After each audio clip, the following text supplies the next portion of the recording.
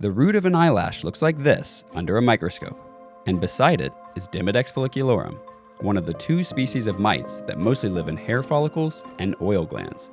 These mites are associated with eyelid margin diseases such as Demodex blepharitis and Meibomian Gland Dysfunction. The eyelid margin has long been an underestimated structure as far as ocular surface health and dry eye are concerned. Not anymore. Thanks to a consensus group from the Intrepid Eye Society that put together an eyelid margin health approach in addressing both Demodex blepharitis and MGD, the faculty's consensus on eyelid margin health, published in this Cookie Magazine supplement, hopes to raise awareness and promote increased frequency of screening for improved patient outcomes.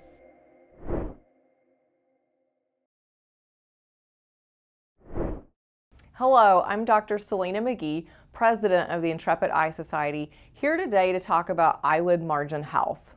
And I'm Dr. Mark Schaeffer. Today we're behind the scenes filming a series of additional educational videos that complement the consensus statement on Demodex blepharitis and Meibomian Gland Dysfunction published in Cookie.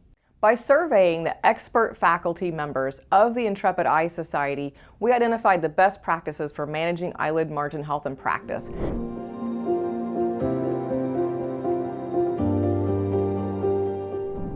The first thing that we should be looking for with identifying Demodex blepharitis is collarettes. You can have the patient simply look down, investigate along their base of their eyelash margin. If they have a collarette, they have Demodex blepharitis. And the second piece to that is Meibomian gland dysfunction. The only way we're going to know that is to actually push on the glands and evaluate what is happening with the meibom. Often patients will present to us with what they perceive as no symptoms. It happens sometimes slowly, and they migrate to this new feeling that they don't even recognize. I think asymptomatic really should go in air quotes. When you see those signs, when you're hearing maybe those underlying things that they may not perceive as it's our job to kind of help reshift the focus onto, hey, these are actually problems. Your eyes should be able to function better. With the treatment, they come back and they tell me, oh, my eyes feel better now. I didn't realize how bad it was until we treated. They're asymptomatic, but that doesn't mean that we shouldn't treat the underlying disease. For me, checking with early detection, like it starts in the slit lamp, I think is the easiest. It's something that we all have. I mean, we all have thumbs. I like to press on the oil glands. We do have meibography, and I like using that as a patient education tool, more as an education tool than a screening tool, because I'm gonna pull down the lower lid and look at those glands. I'm gonna press and see what comes out. And that's gonna give me way more information than anything else that we have. I love Mark's point about the phoropter being a diagnostic tool. All of us have phoropters sitting in our lane, and you're exactly right. That is the early detection when their vision's fluctuating. That's when patients get diagnosed in that moment. And I like that. I think it's so clinically meaningful and useful because we all have access to that. When you do an eyelid examination, do you have the patient look down or close their lids to evaluate for collarettes? And 100% said always. And I think it's important we have a different vantage point and a different angle so that we can make sure that we're seeing what we're seeing. And I think that's important using that slit lamp. It's there for a reason and not glossing over the eyelashes. And it takes such little time, but it gives you so much data. What magnification do you use during an eyelid examination? 67% of us said 16x and 33% of us said 10x. When you're the 10x or the 16x, do you ever change it? So I start at 10x. I like having a more global view of the eyelashes first. If I need to, that's when I bump up to the 16x. I usually reserve 16 for the cornea. You really shouldn't need more than 16x magnification because you can see those collarettes at 10 or 16. I find that when you go beyond that at 25x, I can't see the forest for the trees. It's too magnified, and it also is really frustrating. I'm a photographer, and that depth of focus drives me crazy because I can have one eyelash that's in focus and everything around it is blurry. And so from a multitude of reasons, 10x and 16x is where I live. How much additional chair time does eyelid margin health screening take in your daily practice? We said 100% of us less than a minute per patient. I think the chair time of the screening is really the easy part, right? It's investing time in this patient so that we can make sure they get the best vision, they get the best care, and they remember that, hey, they took the time to actually do this part rather than just flying through the eye exam. And you hit something very important. You know, time is value. And that less than a minute that we take is so valuable. I think the hardest thing with looking at the meibomian glands is making sure that you have them in focus and not skipping over them. That's why I think it's important for us to be in the middle of that magnification so that you can see everything in that regard. Same thing with Demodex. You want to be able to see those collarettes because you're looking at that waste product. You're looking at that on the lashes. You want to be able to see multiples at a time as opposed to seeing 1 to 2.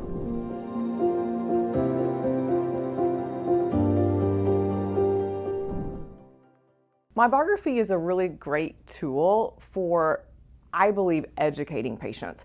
It only tells us structure at that moment in time. It doesn't tell us function. And as we've talked about, you can have non-obvious meibomian gland dysfunction with beautiful structure, but when you push, nothing's happening. And actually, that's like the perfect person because you've caught them before you cause a structural problem.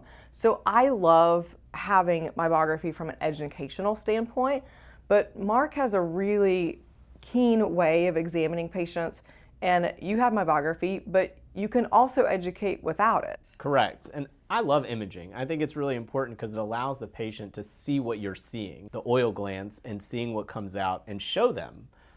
That's really powerful to the patient. When we can show them what the lashes look like with their collarettes, they understand, oh, this is a problem. And now we've got buy-in, now we have that trust, now we have that conversation where we're both on the treatment team together, and that's what's gonna give us better outcomes, because we can educate till we're blue in the face, but if the patient doesn't buy in and believe, they're not going to continue with that therapy. Well, and let's remember that patients don't even know they have meibomian glands.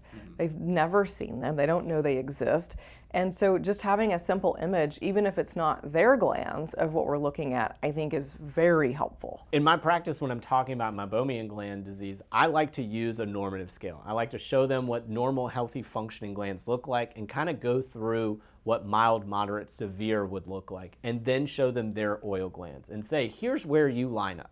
Here's where we see that you're at, and now we're gonna address how we move you back up the pipeline, but also how we keep you from getting worse and kind of keep you where you're at. So we do meibography before they come into the room. I have a screen that it's already pulled up on, so the patient can actually see their meibography before I walk in. And it's really interesting. They never comment on their fundus photos. They never comment on their OCT, but every meibomian gland, they're looking and they're like, I see something that looks different on this picture. What is that? That doesn't look good. That to me is fascinating, and it saves a ton of chair time when I can educate very succinctly of something they've already identified before I even brought it up, which is pretty cool. How effective do you find clear communication strategies in maximizing patient compliance for Demodex blepharitis and meibomian gland dysfunction treatment? We have a divided group here where 50% say very effective and 50% say moderately effective. I think it depends on what you define as communication. When we communicate, sometimes we think that it lands and the patient may not be ready to hear it, or we didn't say it in a way that the patient could fully take in, or we said it in a way that the patient just really couldn't hear at that moment in time. And remember that we have to hear things typically 7 times before we really can communicate that in a listened way. And I think it's about strategies, right? It's like, this is the thing that I want to convey. These are the things that I need to get across. And we hit the same things every time, but every person receives information differently. So that's why they're moderately effective, is that you can have strategies, but ultimately when you're having that conversation, and sometimes it's going to land, sometimes it's not, but ultimately what we're doing is trying to educate and bring them to acceptance so that we can get on board with treatment. We can do the best we can in that exam room, but the patient still has to do those therapies at home. And now we're talking about human behavior outside of there. And again, we're dealing with people, and people are just going to be people. I think you use the phoropter for identifying ocular surface disease. I use the phoropter also in a different way to know how the patient wants to communicate. And I think of 4 different communication styles, and it's how they answer behind the phoropter. So we have the patient that they're doing the test before you even tell them what to do, and they're already off to the races. That's a patient that I don't need to get into the details of. Here's the problem, here's how we're gonna fix it. Just the facts.